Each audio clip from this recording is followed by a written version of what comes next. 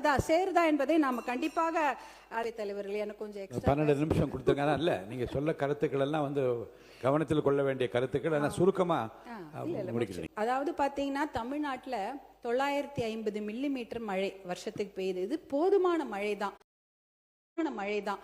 ரெண்டு நம்மளுடைய south west monsoon, north east monsoon, தென்கிழக்கு வடமேற்கு அந்த மான்சூன்ல நமக்கு நல்ல மழை பெய்யுது.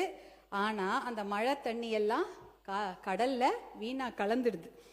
எப்படி பார்த்தீங்கன்னா முன்னாடிலாம் வந்து தமிழ்நாட்டில் மழை வந்து ஒரு 50 நாட்களாவது பெய்யும். அப்போ வந்து நிலத்தடி நீர் வளம் பெறும், மீதியெல்லாம் கடலுக்கு போயிடும். ஆனா இப்ப 30 நாள்ல இந்த 2 மான்சூன்லயும் மழை பெஞ்சு மொத்தமா தண்ணிலாம் வேகமா கடல்ல போயிடுது. அதனால இந்த இரிகேஷன் ஸ்கீம்ஸ்னா 2 விதமா இந்த தண்ணீரை நாம் சேமிக்க முடியும். இந்த மழை தண்ணியை 2 விதமா சேமிக்கலாம். ஒண்ணு பாத்தீங்கன்னா இந்த தடுப்பணைகள் கட்டலாம். பாலாறுல தடுப்பணைகள் கட்டலாம், காவிரி ஆறுல தடுப்பணைகள் கட்டலாம். அந்த காவிரிக்கு நான் சொன்னேன் 420 கிலோமீட்டர் ஓடுதுன்னு. 10 கிலோமீட்டருக்கு ஒரு தடுப்பணைகள் கட்டினால் கண்டிப்பாக இந்த தண்ணீரை கடல்ல போகாம நம்மளால சேமிக்க முடியும். நீங்க வந்து 420 கிலோமீட்டர்ல 10னா 42 தடுப்பணைகள் கட்டணும்னு கூட அவசியம் இல்லை. ஒரு 25-30 தடுப்பணைகள் கட்டினா கூட 20 டிஎம்சி தண்ணீரை நம்ம கடல்ல போகாம நம்மளே சேர்த்து வச்சுக்கலாம். அந்த 20 டிஎம்சி தண்ணீர் இருந்தா பாசன திட்டத்துக்கு உபயோகமாயிடும். தர்மபுரிக்கு 2 டிஎம்சி தண்ணி தான் தேவைப்படும், சேலத்துக்கு 5 டிஎம்சி தண்ணி. இப்படி இருந்தாலே இந்த மாவட்டங்கள் விவசாயம் செய்வதற்கு ஏதுவாக இருக்கும். அதாவது காவிரி ஆறு, பாலாறு, எல்லா ஆறுகள் கிட்டத்தட்ட நம்ம ஊர்ல 35 பெரிய ஆறுகள் இருக்கு. அதுல 10 கிலோமீட்டருக்கு ஒரு தடுப்பணை கட்டினால் கடலில் கலக்கும் நீரை நம்ம வேஸ்ட் பண்ணாம அதை நம்ம சேமித்தாலே நம்ம 100 டிஎம்சி தண்ணீர் வரைக்கும் நம்ம தமிழ்நாட்டிலே சேமித்து கொள்ளலாம். இதுக்கு அப்புறம் யாரையும் கேட்க தேவையில்லை. காவிரி யாருக்கா கர்நாடகா கிட்ட கையேந்த வேண்டியதில்லை, கேரளா கிட்ட இந்த புன்னம்புழா இந்த திட்டத்துங்களுக்காகவும் முல்லை பெரியாருக்கும் கையேந்த வேண்டியது கிடையாது. கிருஷ்ணா கோதாவரிக்காக நம்ம ஆந்திரா கிட்ட கையேந்த வேண்டியது கிடையாது. எல்லாமே நம்ம கிட்ட பெய்கிற மழையை நம்ம தடுப்பணைகள் மூலம் சேமித்துக் கொள்ளலாம். இரண்டாவது வழியில் இதே தண்ணீரை சேமிக்க முடியும். அது வந்து ஏரி குளங்களை தூர்வாருகின்ற திட்டம். 42,000 ஏரி இருந்தது, இன்னைக்கு 27,000 ஏரி தான் இருக்கிறது. அந்த 27,000 ஏரிகளை தூர்வாரினாலே இதுலயும் கிட்டத்தட்ட 100-150 டிஎம்சி தண்ணீரை தேக்கி வைக்க முடியும். இதுல அது கூட 10 அடி 20 அடி ஆழெல்லாம் தூர்வார தேவையில்லை. ஒரு மீட்டர், அதாவது ஒரு இவ்வளவுதான் இருக்கும் 1 மீட்டர்னா, இந்த 1 மீட்டருக்கு நீங்க தூர்வாரினாலே, ஏரி குளங்களை தூர்வாரினாலே அந்த தண்ணீரை இதை சேர்த்து வைத்து ஏரியில தண்ணி இருந்ததுன்னா அவங்க கிணத்துல ஆட்டோமேட்டிக்கா தண்ணி வந்துடும். விவசாயியோட கிணத்துல அந்த ஆட்டோமேட்டிக்கா தண்ணி வந்ததுன்னா விவசாயம் நல்லபடியா பண்ணுவாங்க. இந்த திட்டத்தின் மூலம் பாத்தீங்கன்னா 100 டிஎம்சி காவேரியில, பாலாறுல 15-20 டிஎம்சி, தென்பெண்ணை ஆறுல ஒரு 30 டிஎம்சி, தாமிரபரணியில 15 டிஎம்சி தண்ணீர், இப்படின்னு ஒரு 150 டிஎம்சி தண்ணீரை நம் தமிழ்நாட்டில் நாமே தேக்கி வைத்துக் கொள்ளலாம். இதுக்கப்புறம் யார்கிட்டையும் தண்ணிக்காக கேட்க வேண்டியதே இல்லை. கிரவுண்ட் ரீசார்ஜ் ஆயிடும், ஏரி குளங்கள்ல தண்ணி இருக்கும். ஆனால் இந்த திட்டங்கள் அந்த வேளாண் பட்ஜெட்ல இருக்கும் என்று நான் எதிர்பார்த்தேன். அந்த திட்டங்களுக்கான நிதி ஒதுக்கீடு ரொம்ப கம்மியா இருந்தது. அது 1% தான் செய்ய முடியும். இந்த திட்டங்கள்ல நிதி ஒதுக்கீடு பண்ணி தான் 1% தான் அந்த நிதி ஒதுக்கீடுக்கு அந்த வேலைகளை செய்ய முடியும். அதே சமயம் இந்த சமயம் பார்த்தீங்கன்னா கிரவுண்ட் ரீசார்ஜும் ஆகாது. ஏரி பாசனம் இல்லை, ஆற்று பாசனம் இல்லை, மழை தண்ணியும் வேகமா கடல்ல போயிடுது. எதை வச்சு விவசாயிகள் விவசாயம் செய்வாங்க?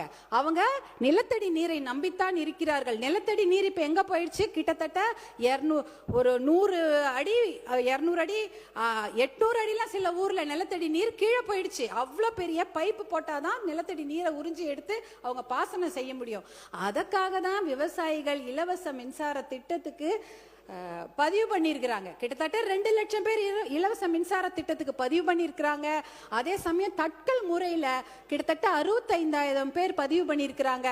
பாத்தீங்கன்னா 5 ஹார்ஸ் பவர்ல இருந்து 15 ஹார்ஸ் பவருக்கு 2 லட்சத்திலிருந்து 4 லட்சம் நம்ம எலக்ட்ரிசிட்டி போர்டுக்கு செலுத்தி இருக்கிறாங்க. மின்சார வாரியத்துக்கு ஒரு 1,500 கோடி ரூபாயை கடன் வாங்கி காலில் இருக்க கொலுசெல்லாம் வித்து, காதில் இருக்கிற கம்மலெல்லாம் வித்து 2 லட்சம் 4 லட்சம் கட்டி இருக்கிறாங்க. இன்னும் அந்த இலவச மின்சார திட்டம் அவர்களுக்கு வழங்கப்படவில்லை. தேர்தல் வந்துருச்சு அதனால வழங்கவில்லைன்னு சொன்னாங்க. தேர்தல் முடிஞ்சு 2 மாசம் ஆயிடுச்சு. கண்டிப்பாக அந்த இலவச மின்சார திட்டத்தை பதிவு செய்த அந்த விவசாயிகளுக்கு வழங்குமாறு உங்களை அன்போடு கேட்டுக்கொள்கின்றேன். அதே சமயம் பாத்தீங்கன்னா நிறைய மானியங்களை அறிவித்திருக்கிறீர்கள், நான் பார்த்தேன். ஆனா இந்த மானியங்கள்லாம் பாத்தீங்கன்னா 1 ஏக்கர் 2 ஏக்கர் விவசாயிகளுக்கு தெரியவே தெரியாது. ஒரு 20-30 ஏக்கர் வைத்திருக்கிற விவசாயிகளுக்கு தான் இந்த மானியத்தை பற்றி நன்றாக தெரியும். அவங்க தான் ஒரு 2 வீலர் எடுத்துக்கிட்டு பைக் எடுத்துக்கிட்டு அவங்க நகர்ப்புறத்துக்கு போயிட்டு விஏஓ பிடிஓ எல்லாரையும் போய் பார்த்து அந்த மானியத்தெல்லாம் வாங்கிட்டு வருவாங்க. ஆனா இந்த 1 ஏக்கர் 2 ஏக்கர் எங்கேயோ குக்கிராமத்திலே மலைப்பகுதியில் உட்காந்துருப்பாங்க. அவங்களுக்கு இந்த மானியத்தை பத்தி தெரிய வாய்ப்பே இல்லை. யாரும் போய் அவங்களுக்கு எடுத்து சொல்லவும் மாட்டாங்க. அவங்க ஒரு பஸ் எடுத்துட்டு போயிட்டு அதை பத்தி தெரிஞ்சுக்கவும் மாட்டாங்க. ஏன்னா அந்த ஊருக்கெல்லாம் ஒரு பஸ் தான் வரும் காலையில. அவன் ஒரு வாட்டி அந்த விவசாயி அந்த பஸ் ஏறி போயிட்டு திருப்பி அவங்க 2 நாள் உழைப்பு வீணாயிடும். அந்த ஊருக்கெல்லாம் எனக்கு தெரிஞ்சு 108 ஆம்புலன்ஸா எப்ப கூப்பிட்டாலும் வரும். அதுவும் மருத்துவர் அன்புமணி அவர்கள் கொண்டு வந்த திட்டம் தான். இல்லைன்னா பஸ்ஸே கிடையாது, பாதி ஊருக்கு பஸ் வர்றது கிடையாது. நாங்க இந்த அக்ரிகல்ச்சர் பட்ஜெட் போடும்பொழுது ஒரு கூட்டத்தை நம்முடைய அரசாங்கம் கூட்டியிருந்தார்கள். 3 மாண்புமிகு அமைச்சர்கள் அங்க உட்கார்ந்துருந்தாங்க. எங்களை போன்ற சட்டமன்ற உறுப்பினர்களும் பாராளுமன்ற உறுப்பினர்களும் அங்க உட்கார்ந்து சேலத்துல ஒரு கூட்டம் போட்டாங்க. அக்ரிகல்ச்சர் பட்ஜெட் போடுவதற்கு முன்னாடி ஒரு கலந்தாய்வு கூட்டம். எத்தனையோ விவசாயிகள் கலந்து கொண்டார்கள். அங்க விவசாயிகள் நிறைய குறைகளை சொன்னாங்க. அவங்க யாருமே அரசியல்வாதிகளாக எங்களை பற்றி எந்த குறையுமே சொல்லல. அரசு அதிகாரிகளே தான் அவர்கள் குறை சொன்னார்கள். ஏன்னா அந்த மானியம்லாம் அவங்களுக்கு ஒழுங்கா போய் சேரதே இல்லை என்ற குறையை அவங்க அரசு அதிகாரிகள் பேர் தான் அவங்க சொல்லிட்டு இருந்தாங்க. அதெல்லாம் நாம் களைய வேண்டும். ஏன்னா அந்த மானியங்கள்ல இருக்கக்கூடிய அந்த பணம் அவர்களுக்கு நல்லபடியாக போய் ரீச் நம்ம பார்க்க வேண்டும். பேரவைத் தலைவர் அவர்களே, என்ன பேரவைத் தலைவர்களே, எனக்கு கொஞ்சம் 12 நிமிஷம் கொடுத்துருங்க. இல்ல நீங்க சொல்ல கருத்துக்கள் எல்லாம் கவனத்தில் கொள்ள வேண்டிய கருத்துக்கள் சுருக்கமா முடிக்கிறீங்க. அப்போ இப்ப இதுதான் விவசாயத்துக்கு நாம் கொடுக்க வேண்டிய முக்கியத்துவம். அதற்கு ஒரு முதல் மரியாதை கொடுத்து பட்ஜெட் போட வேண்டும் என்று அன்போடு கேட்டுக்கொள்கின்றேன். அடுத்தது விவசாயம் எவ்வளவு முக்கியமோ அதே போல மனித வளம் ரொம்ப ரொம்ப முக்கியம். தமிழ்நாட்டை பொறுத்தவரை வேலை வாய்ப்புக்கான அறிவிப்புகள் நிறைய இருக்கும் என்று எதிர்பார்த்தோம். இப்ப பாத்தீங்கன்னா அண்ணல் அம்பேத்கர், அப்புறம் தந்தை பெரியார், சமூக நீதி போராளி மருத்துவர் ஐயா போன்றவர்கள்லாம் எத்தனையோ போராட்டங்களை சந்தித்து ஜெயிலுக்கெல்லாம் போயிட்டு எத்தனையோ சமூக நீதியை பெற்றுக் கொடுத்தார்கள். அதனால நிறைய பேர் நல்லா படிக்கிறாங்க. ஆனா அவங்களுக்குலாம் வேலை இல்லை. லட்சக்கணக்கான இளைஞர்கள் படித்து விட்டு வெளியில வருகிறாங்க. அவங்கெல்லாம் எதிர்பார்ப்பது அரசு வேலை தான். அரசு வேலையில பாத்தீங்கன்னா டிஎன்பிஎஸ்சி, டிஆர்பி அதாவது டீச்சர் ரெக்ரூட்மெண்ட் போர்டு இருக்கு, மெடிக்கல் ரெக்ரூட்மெண்ட் போர்டு இருக்கு, தமிழ்நாடு அரசு பணியாளர் தேர்வாணையம் இருக்கிறது, யூனிஃபார்ம்டு சர்வீஸ் எக்ஸாம் சீருடை பணியாளர் தேர்வாணையம், இத்தனை இருக்கிறது. இந்த எக்ஸாம்லாம் எத்தனையோ பேர் ஒரு 3000 போஸ்டுக்கு 30 லட்சம் பேர் எழுதுறாங்க.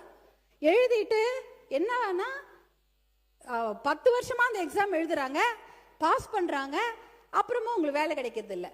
பாஸ் பண்ணிட்டு சர்டிபிகேட் வெரிஃபிகேஷன் போறாங்க, அப்புறமா உங்களுக்கு வேலை கிடைக்கிறது இல்லை. வேலை கிடைச்சாலும் பணி உயர்வு கிடைப்பதில்லை, பணி உயர்வு கிடைச்சாலும் ஓய்வூதியம் கிடைப்பதில்லை.